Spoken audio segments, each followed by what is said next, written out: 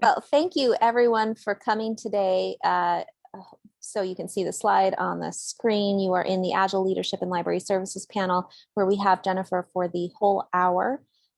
Jennifer is the, pardon me, Jennifer is the Access and Reference Services and Distance Education Outreach Librarian at SUNY Potsdam. She has served in the U.S. Coast Guard for 7 years and is active in organizations that work with veterans and military families, such as the Syracuse University Moral Inquiry Project. So we have plenty of time for Q&A at the end. If you do have a question you'd like to ask, you can put it in the chat, or we can unmute you and allow you to speak your question if that's your preference as well. So with that, I'm just going to turn it over to Jennifer. Thank you, Melissa. And thanks for everybody for coming to listen to this. I am going to go through a little bit of my background about where I came to this before I talk about where I'm going with this. I was in the military, so I learned operational readiness and quick decision making. And then after I got out of the military, I worked in higher education for about 15 years before I became a librarian, and did a lot of project management as an administrative assistant and a career advisor. And it was quite a culture shock going from the very authoritative decision making of the military and then to go into academia. So I've learned a lot along the way. And I'm also an artist and a writer.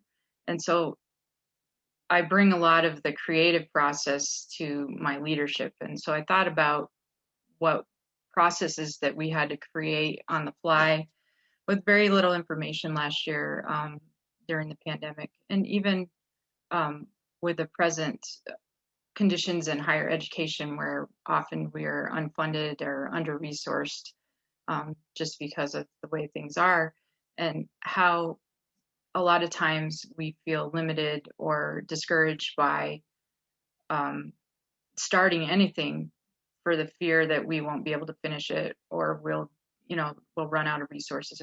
We might start it, but we might not be able to sustain it.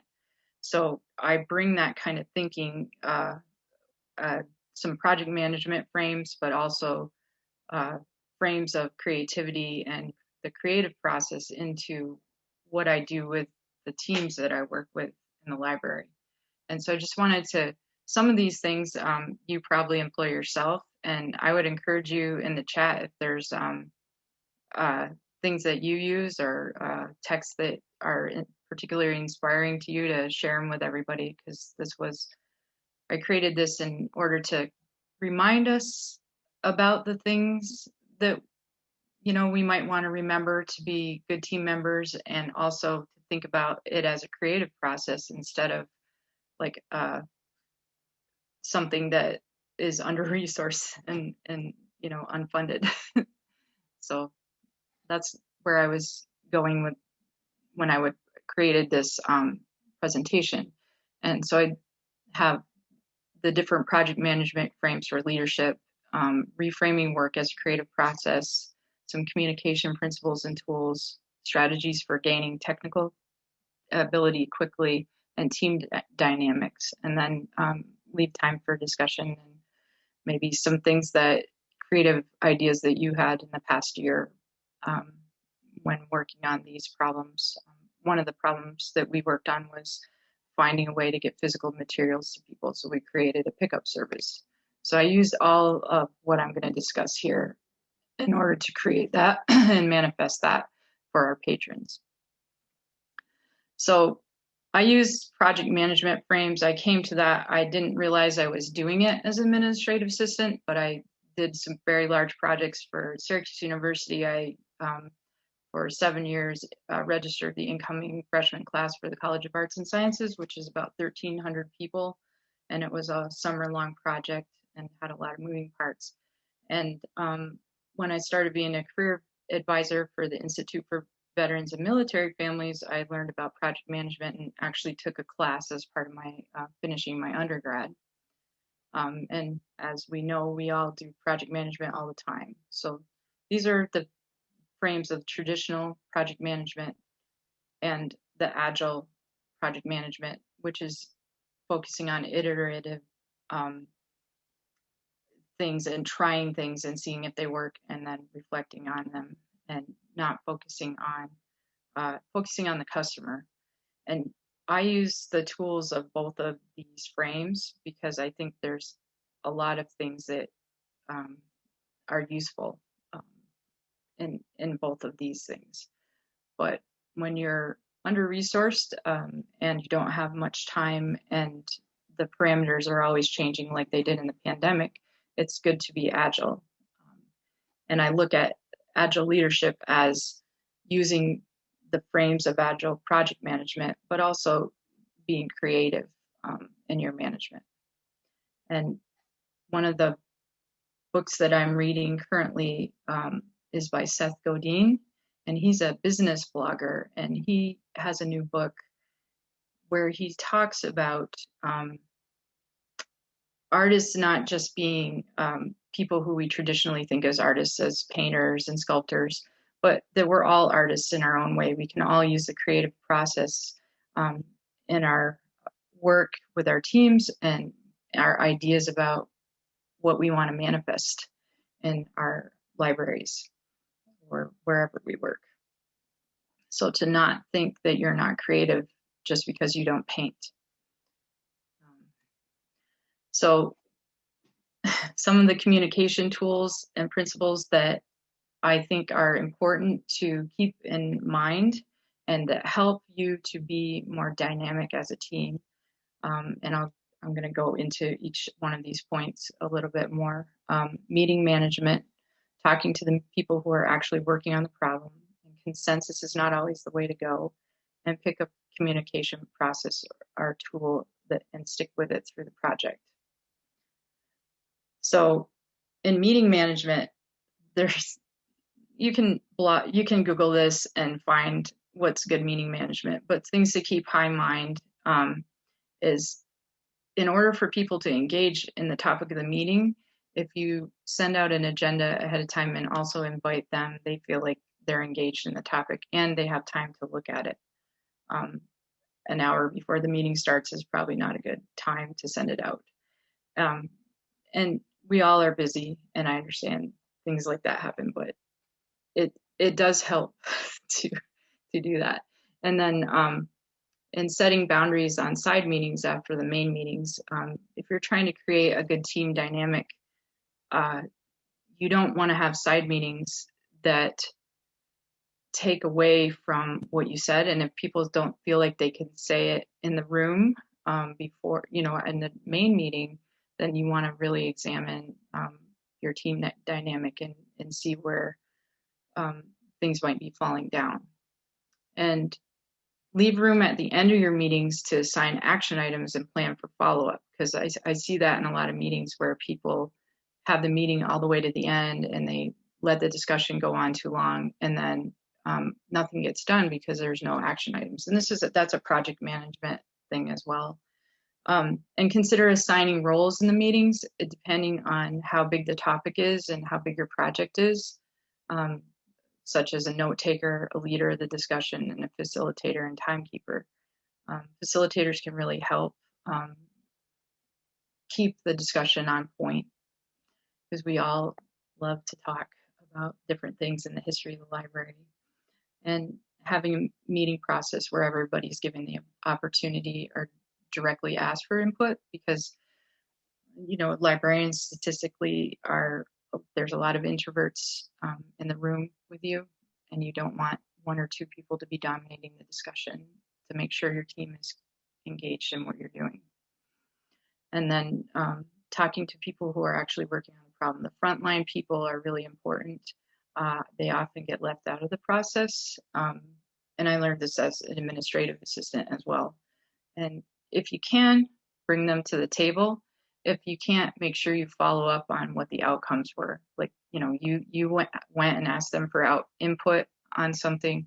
Make sure you let them know what happened if they're not able to be in the actual meeting. And then consensus is something in academia that I found to be very frustrating after getting out of the military. I see the benefits of it in some times, but I think our leadership styles can be fluid and contextual. And I don't think that we always need to have consensus on everything.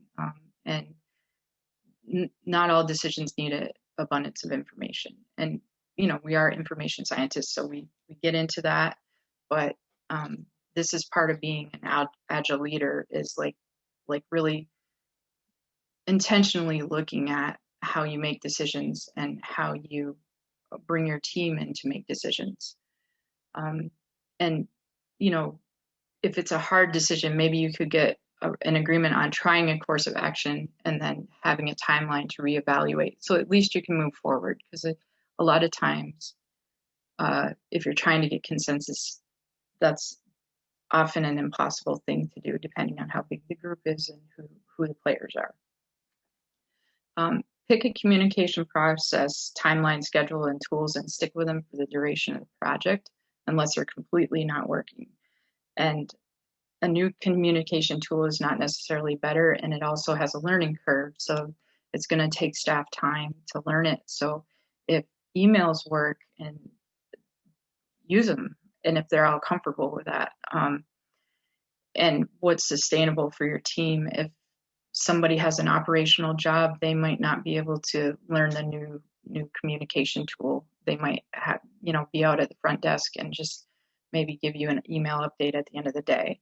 And if they're having issues with a communication tool that everybody's agreed to use, then again, that's somewhere where you want to go and understand what the obstacle is for the person.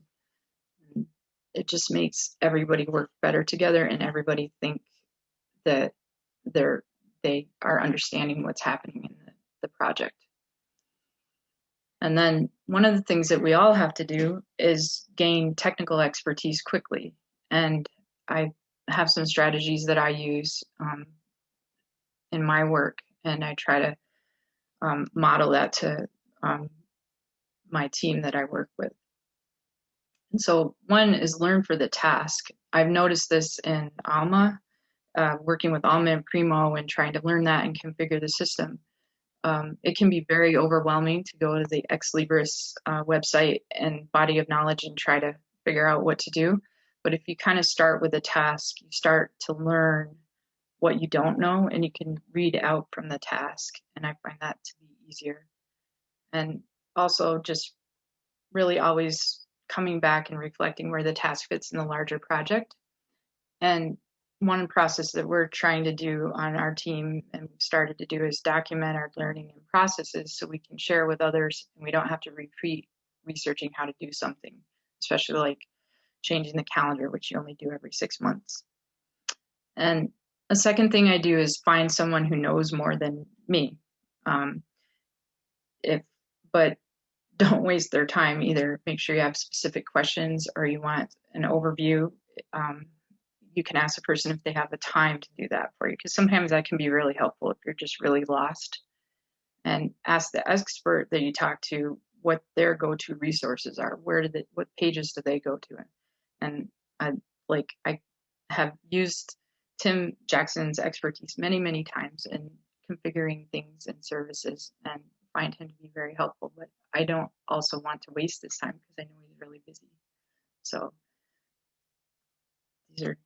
and then schedule time each day to add more about a particular topic or technical expertise, and pick a time when you can retain things best. I've found that in the morning I can learn things easier than the afternoon because I'm usually tired by then.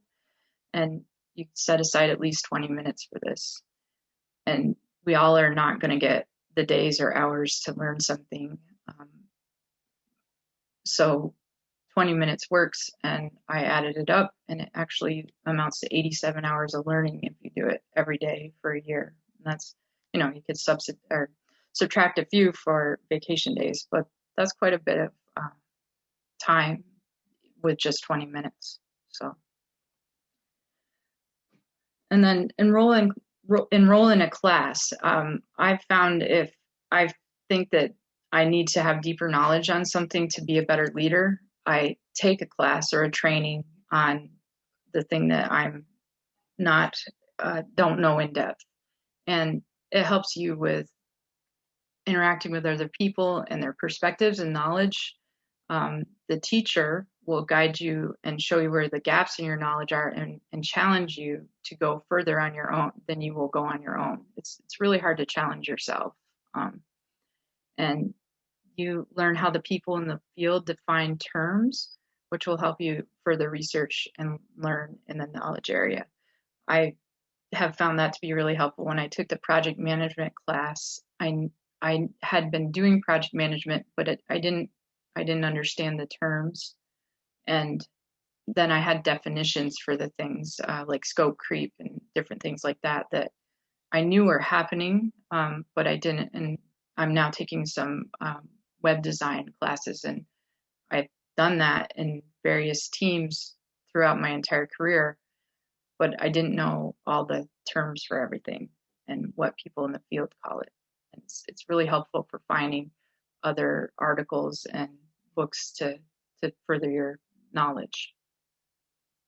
And if it's feasible and helpful, take one of your teammates to classes with you or a training with you, so that you both got the same knowledge at the same time, and you can discuss it. And maybe it'll help you with the different projects you have. And then some team dynamic thoughts to consider. Small teams, I only make, if I'm working on a project, I only make the team as large as it needs to be to get the project or operation completed. Too many, that whole thing with too many cooks can spoil the stew is definitely a thing. And everyone will not always be friends, but they can work together. And I find if I have them focus on the purpose and the work and not each other or the history of the library or the fact that we don't have resources, like if I can get them to know the meaning and the intent behind what we're doing, that people work together better. And you know your team's strengths and weaknesses and plan for them. And, I do that. I learn every day about people and what they like, and, whether it be personally or how they work. And I check in regularly to see if they have the resources they need, or, there's an obstacle that they're coming across that I'm not aware of because I'm not on the ground doing it, and any conflicts that might be emerging between team members that, you can talk to people about before it gets into something that's actually affecting everybody's work. And so I look at it, I just, it's kind of like a pep talk in that find your own way and trust yourself and your team, and create these processes together and kind of frame it in that way. And I think that is a way that you can have hope and move forward in times that can have a lot of uncertainty, and also not necessarily have the resources that you might need to do it in a way that you think it should be done. But if you get everybody involved and create something together, you don't feel so under-resourced, I guess you could say. And I think that people can then see that forward progress and understand that they have the power to do something. And I would open it up to discussion and questions. Thank you so much, Jennifer. Folks can either unmute and speak their question or put it in the chat.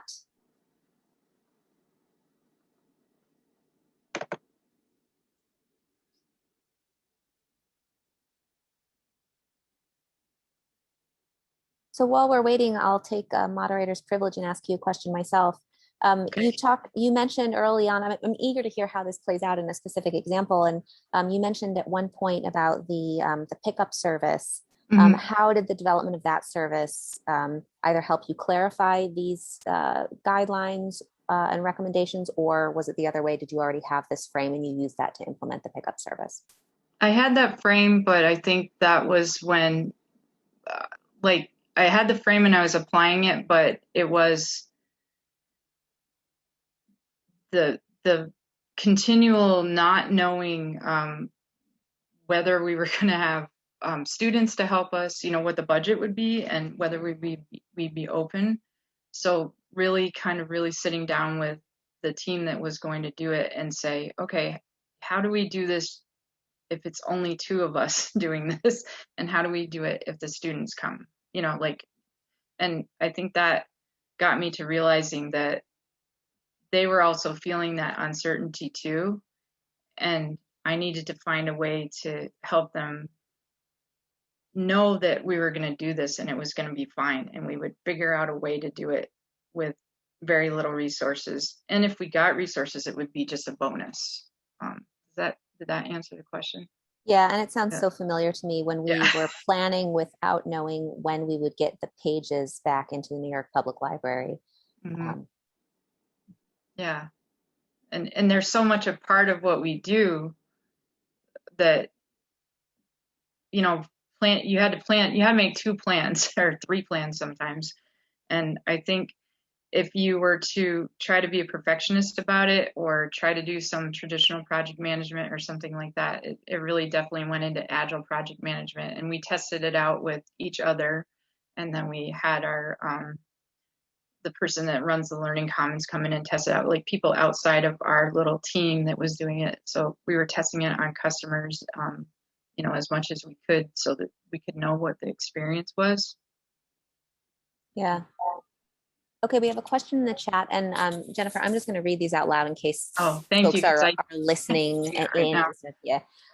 Mark McBride asks, decision by consensus seems to be a characteristic in higher education. Can you think of good strategies to move staff and leadership through a process that helps them accept decision making is not always a group activity? And then that question was immediately seconded by Aaron Rowley. I think I do it.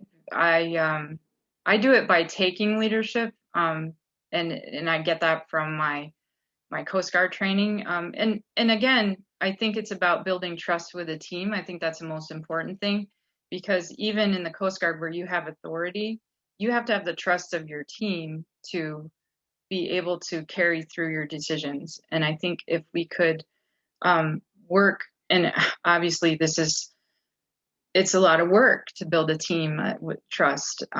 But I think it's worth it because it makes decisions faster, because you can really call out, you can do some training around that and call out what decision making is and the different kinds. Like, I think because people are so used to consensus and the frustration of it in academia, and maybe they've been in academia their whole life, so they haven't seen other ways of making decisions.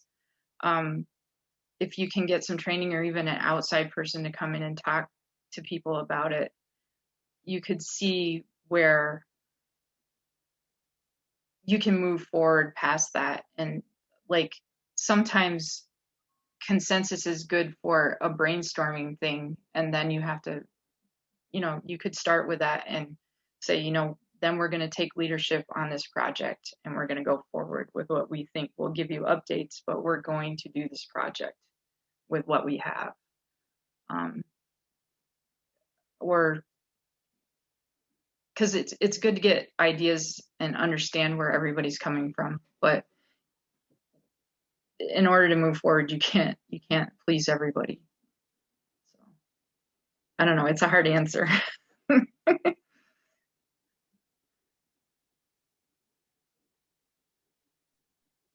Any other questions? Please go ahead and put them in the chat or speak them.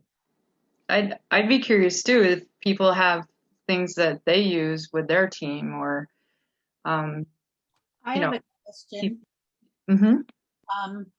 This is Holly Chambers. I guess I'll turn on my. Hi, Holly. Hi. I don't know if I'm visible. I can't see it. You're visible. Yep.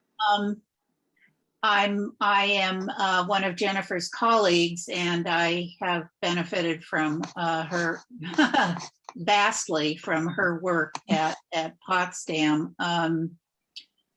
And I'm probably one of the, I have to confess, I'm probably one of her, Yes, my whole working life, consensus. Yeah, so I'm one of the stumbling blocks. But you mentioned earlier that you've been, that the team has been, and I'm not on her team, just want to make that clear. You're on one of I mean, the we're all- teams. You're on one of the teams that we work with. Yeah. Yeah. Well, that's true. That's true. But in terms of the team where you are the leads, in resource, resource sharing and delivery, you mentioned earlier that you are the team is like recording how you are learning or where you're learning, and so I'm wondering,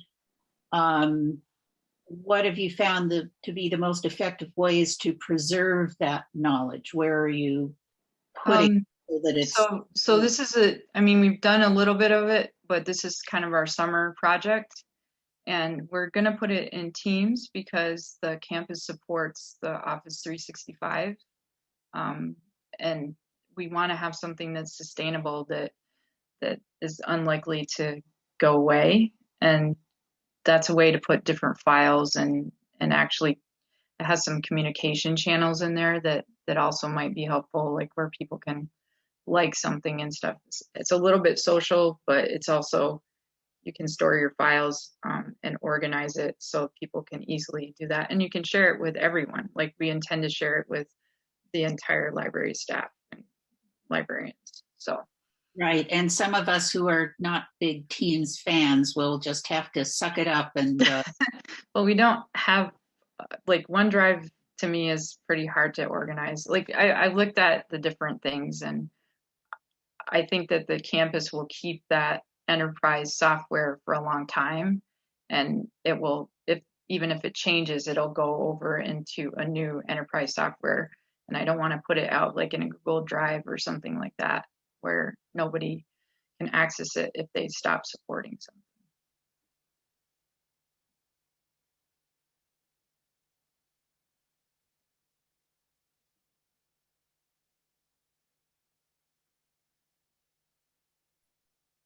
I think the floor is open to share experiences as well as ask questions. So please feel free to speak up or drop those in the chat as well.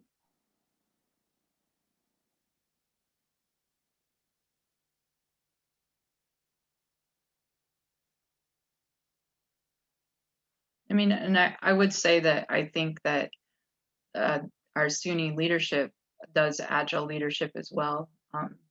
They're open to us talking to them, and they also are really helpful if you need help with configuring or doing anything.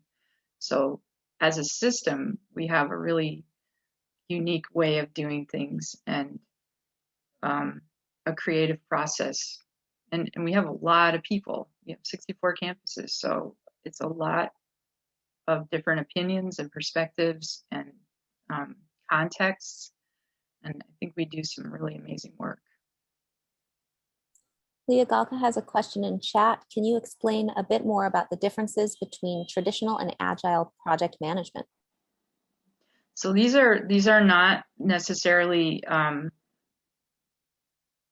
one-to-one walkovers, because they're used in business and project management.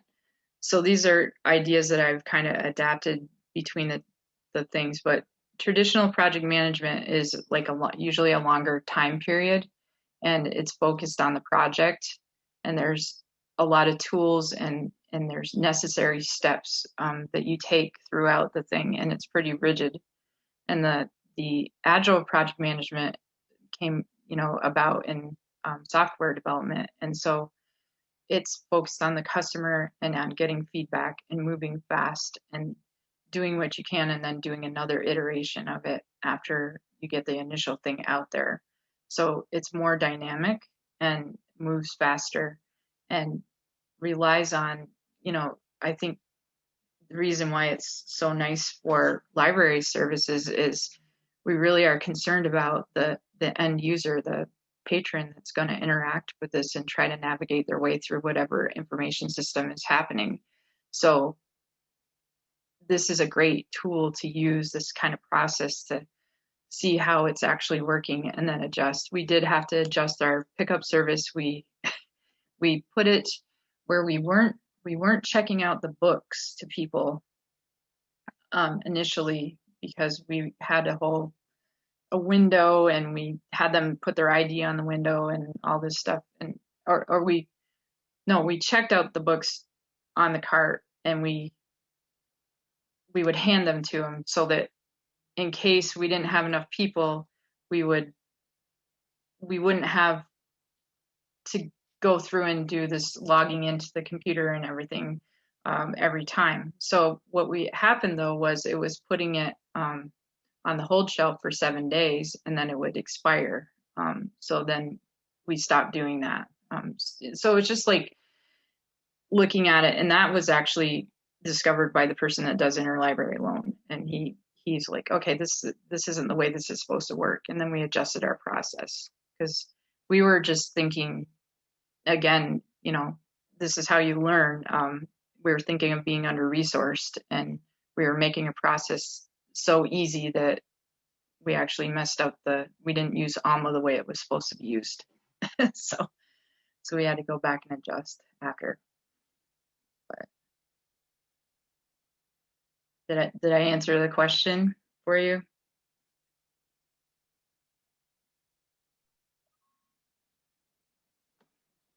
Leah says, yes, thank you. That is so helpful. Another question from Jessica Hibbert. I was placed in the library leadership position in January with little to no experience. Haha, welcome. Yep. I rely heavily on my team to teach me all things library. Thankfully, they are excellent. Project management is challenging as you learn all things about your department from the ground up. Any advice? Again, I think I did find it helpful for a few years, I took a class in it, and a formal class in it. And even though it's not, like I said, it's not one-to-one, because it's very much like manufacturing, business, and software. It's not one-to-one to academia and academic processes. But I just found that it was helpful to have all the words for it and the ideas. Like, often in academia, there's a lot of scope creep, because things are not defined as well as they are in business. So learning about that was helpful. And then I think I joined the Project Management Institute chapter where I was in Syracuse at the time. So depending on where you are, going to those meetings can be really interesting. Just they do a presentation and they have a dinner, and it was a monthly meeting, and just listening to how other people use it in other fields was really informative. And it's kind of immersing yourself in it a little bit. And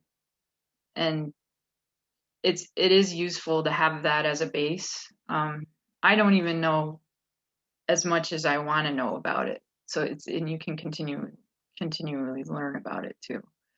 So I don't know if you have the ability to have a class, or maybe find something online that you can do, or just join the chapter meetings, because they do educational things there. And if you find any project managers, there's definitely librarians out there who are project managers, and maybe you can find somebody to talk to too. I mean, I would talk to you. So.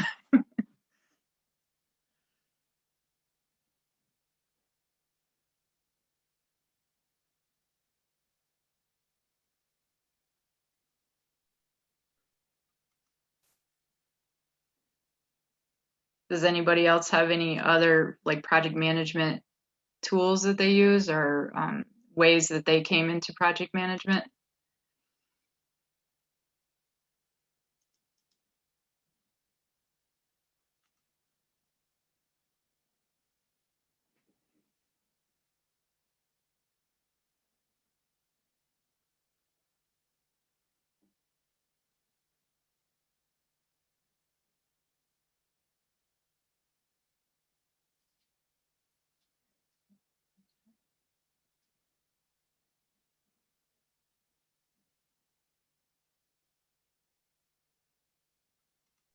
Got another question from Holly. Does Agile project management change how you approach personalities in a team? Not asking based on Potsdam. So, I mean, in the team environment in Agile project management, you're not focusing on individual team members or even the leader of the team. You're focusing on the customer, and you're focusing on whatever service. Like in our case, it's usually services that we're trying to produce, or sometimes it's a document like a guidelines. Like we had to all make a open access guideline and submit them and get to the Senate and get them to SUNY by a certain time in 2020, I think it was. So those kind of processes, you focus on that part of it, and you focus on the end user and audience rather than the costs. And like it's not as formal, and it's quicker, and you produce something and then you interact with it, or you have your customer interact with it. And that's the difference between, there's more constrained timeline in a traditional project management. And so you don't focus on the team members, but you do focus on making sure your team dynamics are good.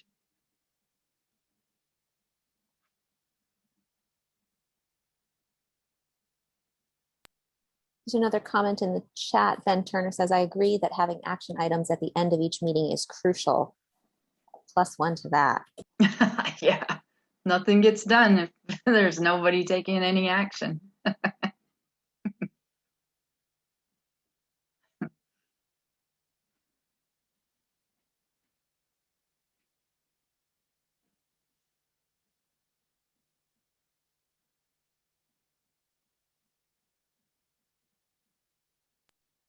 Any last questions, comments, things you want to throw out to the group and see if others have additional thoughts about the challenges we're facing around leadership and project management?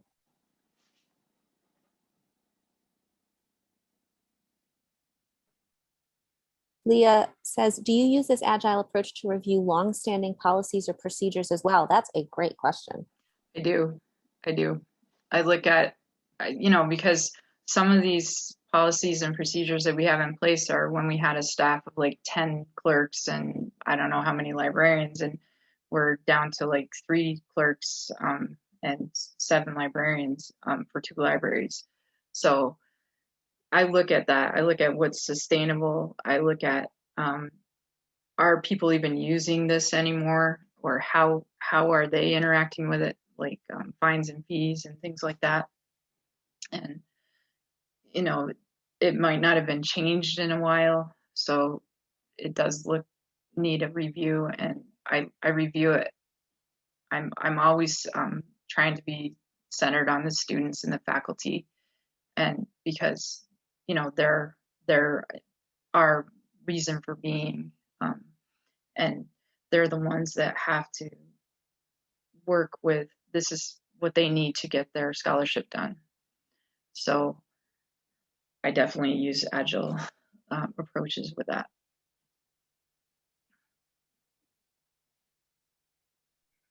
We've got another question that came in from Michelle Beachy. Does anybody have ideas for how to improve or strengthen the team dynamic when the group is not very cohesive or people are hesitant to work in a team? Other people can chime in as well. I definitely had that experience. I was a visiting librarian at SUNY Potsdam for 6 months, and then they offered me a tenure track position to be the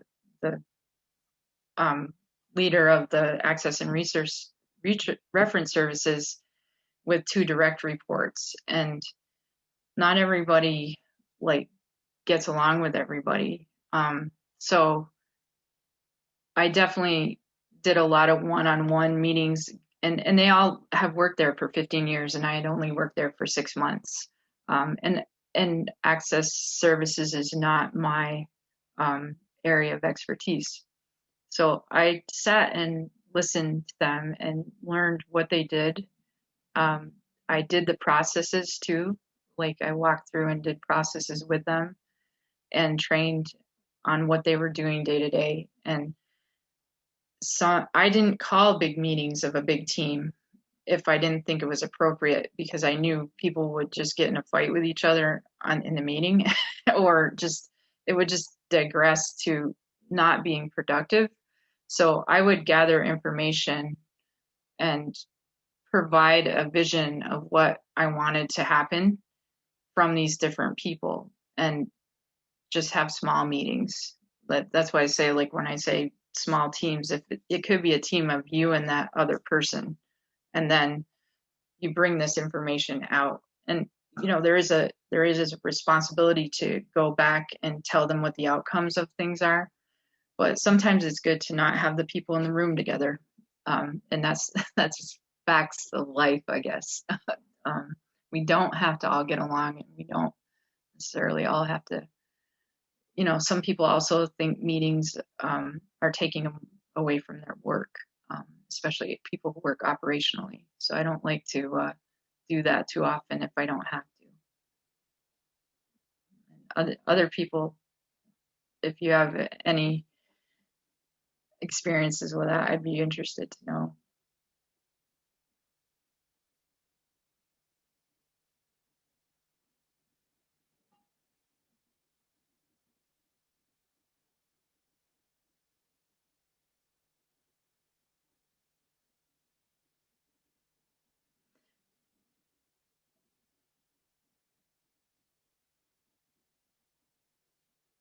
And I will mention I did make a resources list for the things where I kind of have found some inspiration and ideas for this project management. And so that's in the slides, and I will share the slides with Jocelyn.